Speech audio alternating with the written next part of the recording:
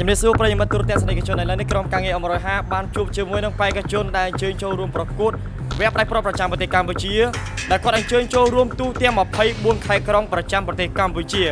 ហើយនៅពេលមុននេះបន្តិចបាទយើងបានញ៉ាំអាហារជុំគ្នាជាមួយនឹងបេក្ខជនដែលអញ្ជើញមកបណ្ដាលទូទាំង24ខេត្តក្រុងនៅក្នុងប្រទេសកម្ពុជា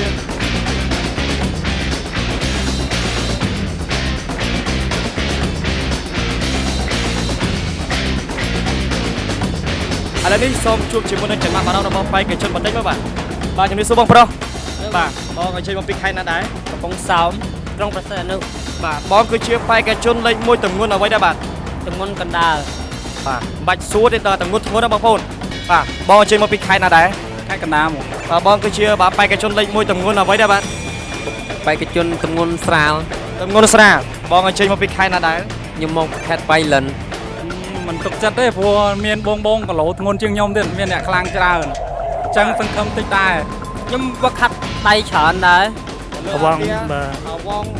លើដុំដៃខ្ញុំមិនប្រកាសខ្លួនឯងទេប៉ុន្តែនៅតែព្យាយាមព្រោះអីមកហ្នឹងដាក់ចិត្តដាក់ថាដាក់ចិត្តដាក់កាយថាយើងបើសិនជាយើងចាញ់ឲ្យចាញ់ឲ្យអស់ពីលទ្ធភាពលោកអ្នកបានទស្សនាជាមួយនឹងព្រឹត្តិការណ៍ប្រកួតថាតើបេក្ខជនរូបណាដែលមានសមត្ថភាពខ្លាំងខ្លាចជាជ័យលាភីលេខ1ប្រចាំប្រទេសកម្ពុជាដែលដើមយកនៅជ័យលាភីភេសជ្ជៈបើកម្លាំង M150 បានដូច្នេះសូមតាមដានទស្សនាដូចតទៅ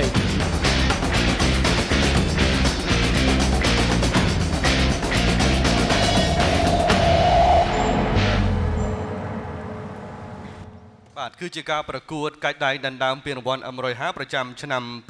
2016ដែលមានអ្នកកាច់ដៃមកពីទូទាំងព្រះរាជាណាចក្រកម្ពុជាមកធ្វើការប្រកួតគ្នាចំនួន72នាក់នៅក្នុងពេលនេះបាទចាលោកអ្នកនាងជាទីគោរពរាប់អានដូច្នេះសូមស្វាគមន៍ចូលមកកាន់កម្មវិធីការប្រកួតកាច់ដៃដណ្ដើមពានរង្វាន់ M150 ប្រចាំព្រះរាជាណាចក្រកម្ពុជាឆ្នាំ2016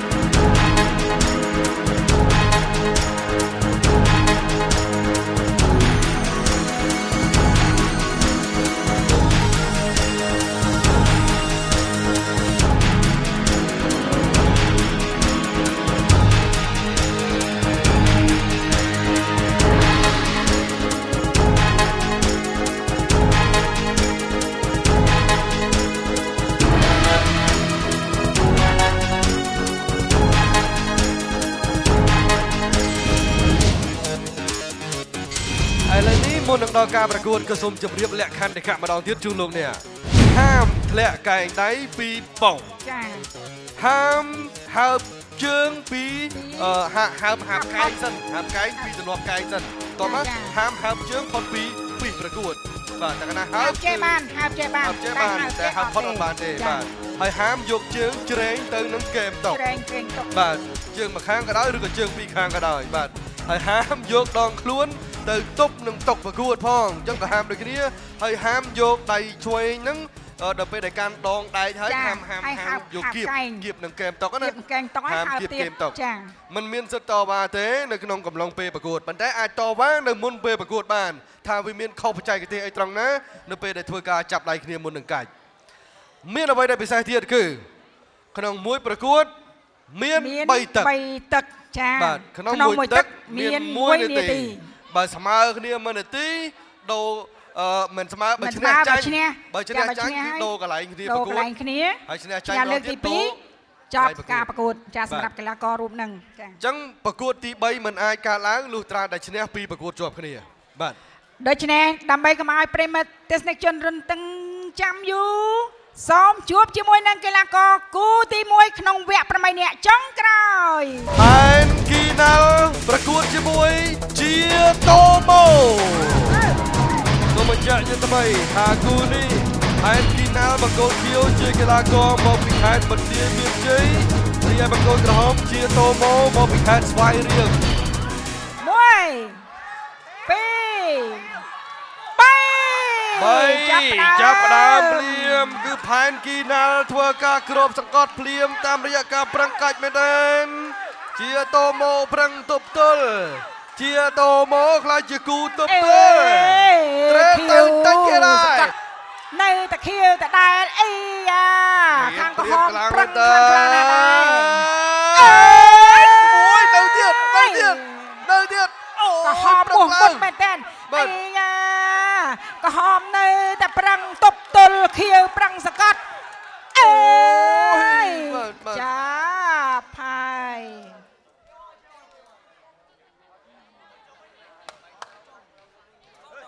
បាទដូច្នេះអញ្ញាកដាលមើលឃើញថាមិញខៀវឈ្នះមួយហើយអបអរសាទរដល់ខៀវចាប់ផ្ដើមកាច់ទៀតហើយនេះជាការប្រកួតលើកទី2រវាងជាតូម៉ូហើយនឹងផែនគីណាអូយផែនគីណាកាច់ទៅហើយផែនគីណាកាច់ទៅហើយកាច់ទៅទៀតហើយបាទសូមពិនិត្យប្រយ័ត្នកែងខ្លួនឯងបងអូយអបអរសាទរជ័យជំនះបានទៅលើមង្គលខៀវផែនគីណាល់យើងជួបជាមួយនឹងការប្រកួតប្រភេទទម្ងន់ស្រាលទី2រវាងសេនវីកានិងសាំងផល្លា ស្វាគមន៍លោកអ្នកក្នុងកម្មវិធីប្រកួតកាច់ដៃដណ្ដើមពានរង្វាន់150ឆ្នាំ2016វគ្គដ៏សំខាន់8នាក់ចុងក្រោយចាជំរុះ4ទុក4ការទៅលក្ខណៈផ្លេចព្រាត់បន្តទៀតចាំមើលថ្ងៃនេះតោកំណាចនៅកំពង់សោមអាច មួយនឹងតម្រៃជន់ខ្លា តម្រៃជន់ខ្លានៅកំពង់ធំបានអត់អូយតោជួបតម្រៃជន់ខ្លាហើយ1 2 3 ចាប់ផ្ដើមព្យាយាមកាត់មែនតើតោកំណាចប្រឹងកាច់ណាជើងតោកំណាចប្រឹងកាច់ញញឹមផងកាច់ផងអូយអត់ដាច់ទេធំដាច់ទេប្រឹងអូចាមែនតើមកទៀតឡើយលើតែកូនក្រហមនៅតែប្រឹងចឹងមិនដល់រំណាមិនទាន់ដល់បាតទេគឺថានៅតែប្រឹងបានដដែលកាច់មួយញ៉ែទៀតខៀវឈ្នះមួយបាទចឹង1 2 3ចាប់ផ្ដើមលើកនេះមកទៅសេនវិការនៅតែប្រឹងដដែលសេនវិការនៅតែមានព្រៀបដដែលតោកំណាចប្រឹងសង្កត់ទៅលើតម្រៃកំពង់ធំតាំងតែងមែនតើ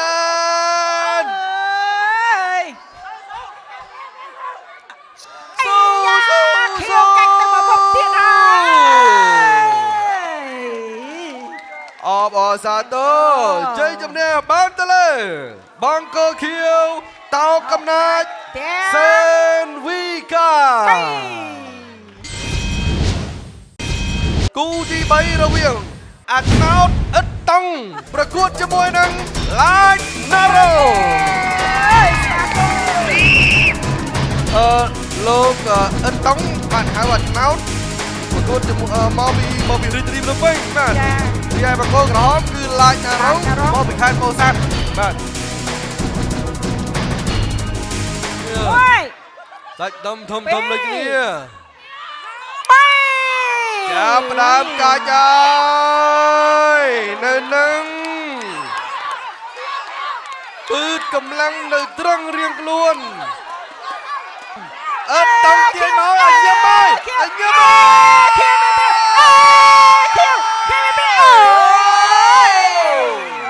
ទឹកទី1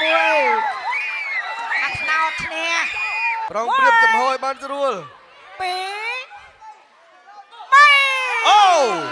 ទាញយកតែម្ដងឡាច់តារងទាញយកតែម្ដងឡាច់តារងទាញអត់តង់ក៏កាច់ទៅវិញជើងហាមប៉ះតុកជើងហាមប៉ះតុកអូកាតូជ័យជំនះបានទៅលើបង្គោលខៀវអឺតូសូមស្វាគមន៍ជាមួយនឹងគូទី4ជាមសុជាតិប្រកួតជាមួយជាសុកណាសូមបញ្ជាក់ថាជាមសុជាតិបង្គោលខៀវជាកីឡាករមកពីខេត្តឧត្តរមានជ័យរីឯបង្គោលក្រហមជាសុកណាល់ជាកីឡាករមកពីខេត្តកំពង់ស្ពឺគូចុងក្រោយប្រភេទទម្ងន់ស្រាល 2 3ចាប់ផ្ដើមហើយចាប្រឹងឡើងប្រឹងឡើងប្រឹងឡើងខៀវមានព្រៀបតិចហើយ ជើងដងខ្លួននឹងដៃគឺមិនមានបញ្ហាទោះបច្ចេកទេសអីទេកាច់ទៅហើយអូ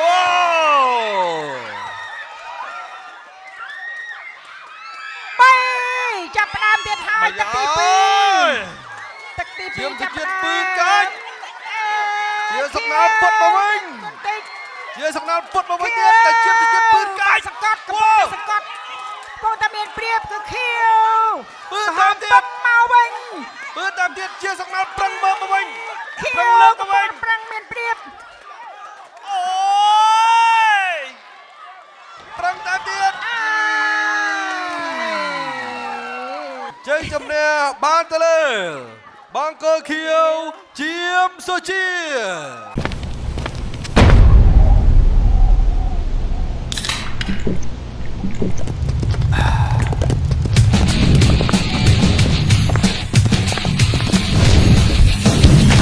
ពិនិត្យមើលក្រុមគ្រាប់ដបនិងគ្រូបលកំពង់ M105 របស់អ្នកដើម្បីសន្សំបដូរយករង្វាន់ឈ្នះរថយន្ត Ford Ranger ដោយគ្រាន់តែបដិងរូបតួរថយន្តនិងកង់រថយន្តឈ្នះរង្វាន់ម៉ូតូដ៏ស្រស់ស្អាតនិងរង្វាន់ដ៏ច្រើនផ្សេងទៀត M105 មហាធម្មពលមហារង្វាន់សរុបទឹកប្រាក់ជាង 2,500 លានរៀល សូមស្វាគមន៍8អ្នកចុងក្រោយប្រភេទទម្ងន់កណ្ដាល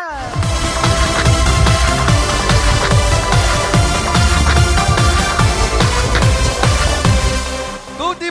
1ឈុំសុកឡាប្រកួតជាមួយដួងបុនធាជុំទី3ហើយសូមបញ្ជាក់ថាបង្គោលខៀវឈុំសុកឡាជាកីឡាករមកពីខេត្តពោធិ៍សាត់រីឯបង្គោលក្រហមដួងបុនធាជាកីឡាករមកពីខេត្តព្រះសីហនុ 2 3ចាប់ផ្ដើមហើយអូយ ចាប់ផ្ដើម កំហំ ស មាន ង្កត់ ព្ ព្ រៀ រៀ ប ប ទៅ តែ ម្ ម្ ដ ដ ង ងយកថែមទៀតថែមទៀតបាទឈ្នះមួយហើយខាងចៅក្រមខាងក្រមដើម្បីពិនិត្យនឹងក៏អូខេបងប្អូនក៏អូខេអូខេ កំហំចាប់ផ្ដើមមានព្រៀប ប ទៀត ង្គោលក្រមគឺកាច់ឡើងជួយខ្លួនតាំងពីក្រោមដល់លើ កំហំ ជ័យជំនះបានទៅលើ បង្គោលក្រហមដួងមន្ធាន សូមស្វាគមន៍ជាមួយនឹងគូទី2ជាបន្តទៀត តាំងតោបាជេមាសសុផាត់ប្រកួតជាមួយគីវើ តាំងតោបាជេចាស្វាគមន៍ជាមួយនឹងមាសសុផាតជាមួយនឹងកឹមបើ2 3ចាប់ផ្ដើមតាំងតោបាជេខៀវ អូយមុំណាមុំណា អើយ លើកត្រឹងរៀងខ្លួនស្ដាប់អាញាកដាលលើខាងលើបាទនៅពេលដែលមានស្នូគោះអ្វីមួយយ៉ាងនោះក៏ អើយ សូម គូ តែ នេះ ប្រឹងតែកាច់ទៅបាទអូ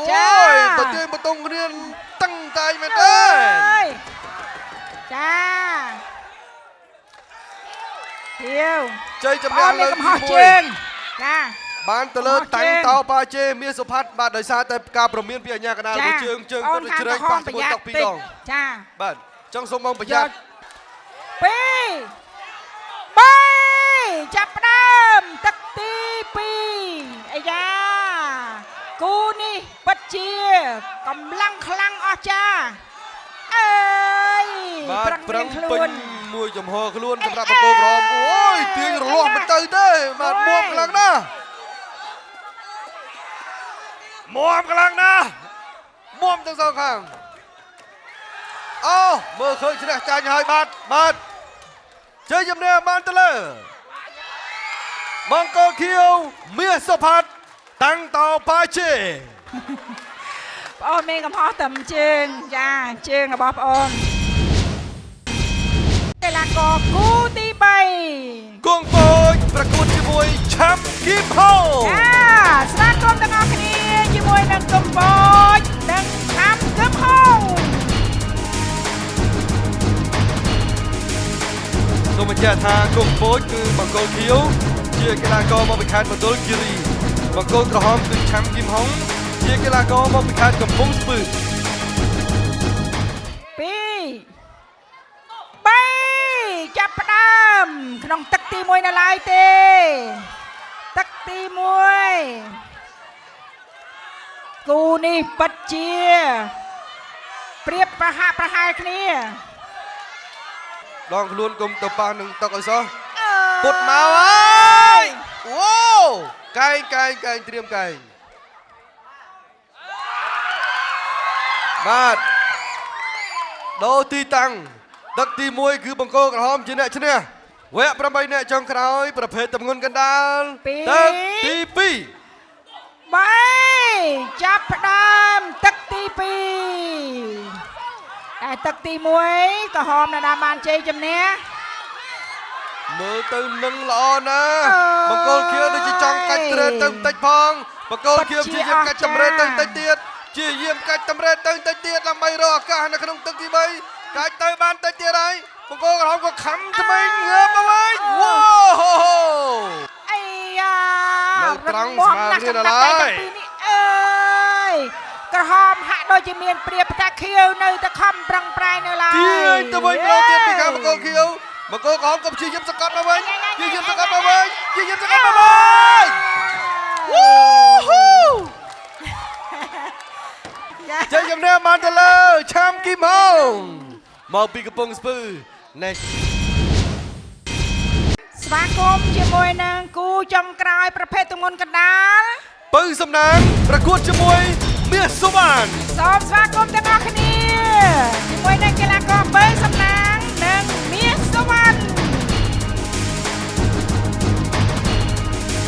អ្នកទាំងពីរឆ្លងកាត់ការប្រកួតអស់ពីជុំរៀងខ្លួនហើយពៅសំណាងបង្គោលខៀវជាកីឡាករមកពីខេត្តឧត្តរមានជ័យមាសសុវណ្ណបង្គោលក្រហមជាកីឡាករមកពីខេត្តកំពង់ធំ ចាប់ផ្ដើមទៀតហើយប្រភេទទម្ងន់កណ្ដាលគូចុងក្រោយអើយអេហើបកាយដៃ ដៃបាទអាញាកដាលបានធ្វើការពមៀនបន្តិចតែនៅតែព្យាយាមពឺសង្កត់ពៅសំណាងព្យាយាមកាច់នៅទឹកទៀតទេអូពៅសំណាង នៅតែដល់តិចទៀតទេខៀវយកជ័យជំនះ នៅតែបន្តិចទៀតទេខៀវយកជ័យជំនះហើយ មិនសល់តែបន្តិចទៀតទេបើសំណាងមិនធម្មតាទេមានសវណ្ណមិនធម្មតាទេមានសវណ្ណរើបប្រាមកវិញហើយមិនធម្មតាទេបាទកាច់មកវិញទៀតអូសាច់ដុំឡើងកង់រៀងខ្លួន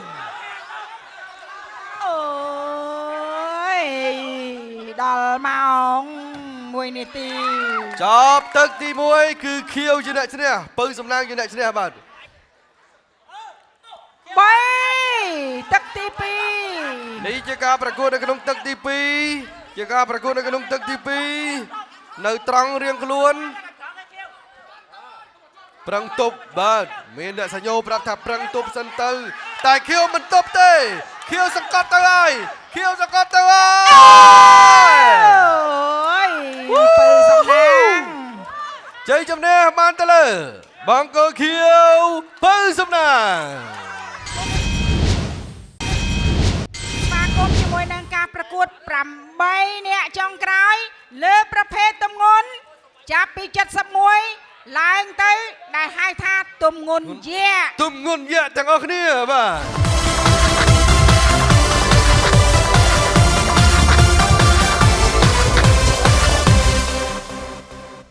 គូទី1 រូបភាពទឹកសវណ្ណនិងរឿនសេរី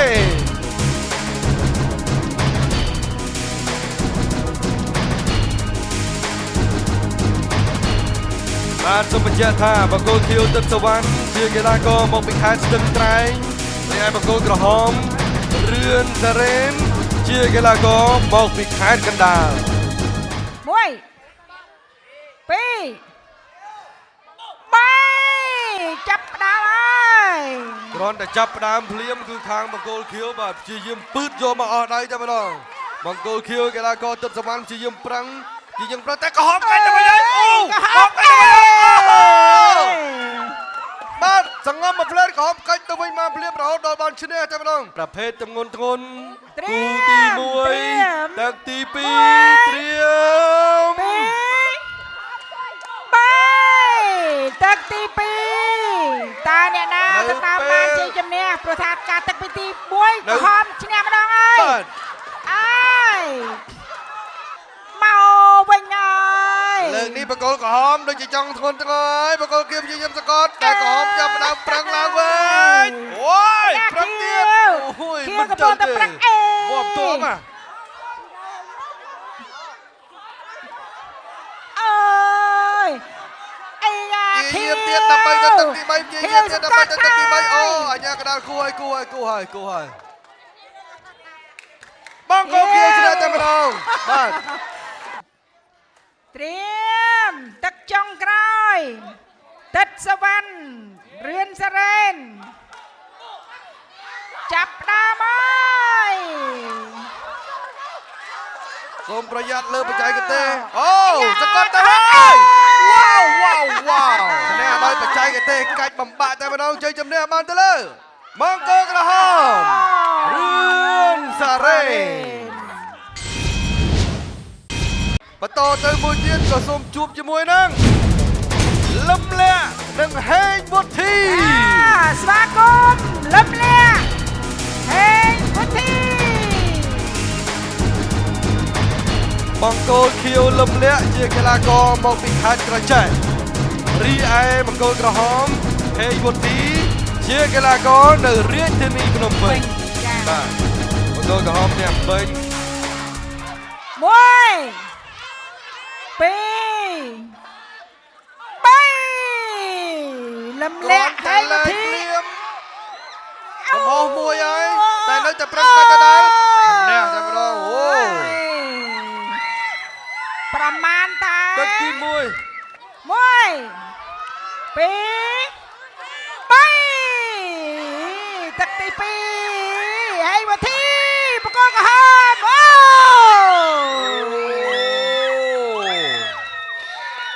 ណាថាន់តាម20វិនាទីឯង ជ័យជំនះបានទៅលើបង្គោលក្រហមហេងវុធីរាជធានីភ្នំពេញ បាទ បាទ សូមលោកអ្នកតាមដាន ទស្សនាជាបន្តនៅគូទី3ទម្ងន់ធ្ងន់ ហងសំប្រកួតជាមួយយឺនសាម៉ុនលោកបញ្ជាក់ថាបង្គោលខៀវហងសំគឺជាកីឡាករមកពីខេត្តសៀមរាបរីឯយឺនសាម៉ុនបង្គោលក្រហមជាកីឡាករមកពីខេត្តតាកែវសៀមរាបប៉ះតាកែវ 1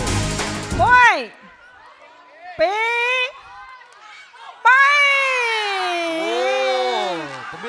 3 ប្រមានលើកទី1កុំហើបជើងផុតបាទកុំឲ្យមានការប្រមានម្ដងទៀតសូមមេត្តាប្រឹងទៅខាងដៃខាងជើងក៏កុំឲ្យហើបដៃឆ្វេងក៏កុំឲ្យហើបក្តាប់ឲ្យណែនកុំឲ្យហើបទៅណាសោះបាទសូមជៀសវាងការប្រមានពីអាជ្ញាកណ្ដាលកាច់បានសម្រេចឈ្នះទឹកទី1យឺនសាម៉ុនឈ្នះទឹកទី1 1 2 3 អូហាមជើងមិនមានលើកទី1សម្រាប់បង្គោលខៀវ ក្រហមមានព្រៀបទៀតហើយទាញយឹតគ្នាយ៉ាងល្អ ព្រៀបទៀត បង្គោលខៀវយឺនសាម៉ុនអូចាមែនទេជ័យជំនះបានទៅលើបង្គោលក្រហមយឺនសាម៉ុន ជើញមកកាន់តកែវចាដូច្នេះសូមលោកអ្នកស្វាគមន៍សម្រាប់គូចុងក្រោយ សូដុលឌៀតប្រកួតជាមួយលួនធនជ័យ ចា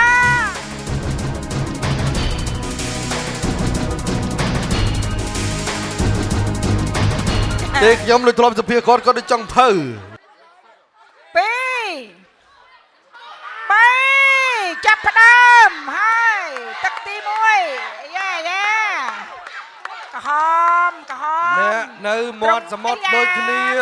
ឡូវនេះខាងក្រហមខាងតោកំពុងសោមកោះកង់កំពុងសោម ទៅមកវិញហើយធំជើងជ័យជំនះលើកទី1បានទៅលើសូដុលឌៀតបាទបង្គោលខៀវមកពីខេត្តកោះកុង 3 ចាប់ផ្ដើមទៀតហើយទឹកទី2ក្រហមចាប់ផ្ដើមមានព្រៀបដដែលចា បង្គោលក្រហមប្រឹងមែនតើដើម្បីស្ដារដើមរបស់ខ្លួនមកវិញបង្គោលក្រហមប្រឹងមែនតើធនជ័យកំពុងសកត់ទៅហើយធនជ័យកំពុងសកត់ទៅទៀតហើយធនជ័យកំពុងសកត់ទៅទៀតមើលទៅដូចមិនស្រុតទេដុលឌៀតងើបមកវិញដុលឌៀតងើបមកវិញពិតជាបច្ចេកទេសដ៏អស្ចារ្យ ជ័យជំនះបានទៅលើបង្គោលខៀវសូដុលឌៀត លោកអ្នកនាងប្រិមិត្តទេសនិកជនអ្នកគាំទ្រទាំងអស់ជាទីគោរពរាប់អានសូមរងចាំតាមដានទស្សនាវគ្គដ៏អស្ចារ្យការកាច់ដៃដណ្ដើមពានរង្វាន់ M150 គឺវគ្គពាក់កណ្ដាលផ្ដាច់ព្រាត់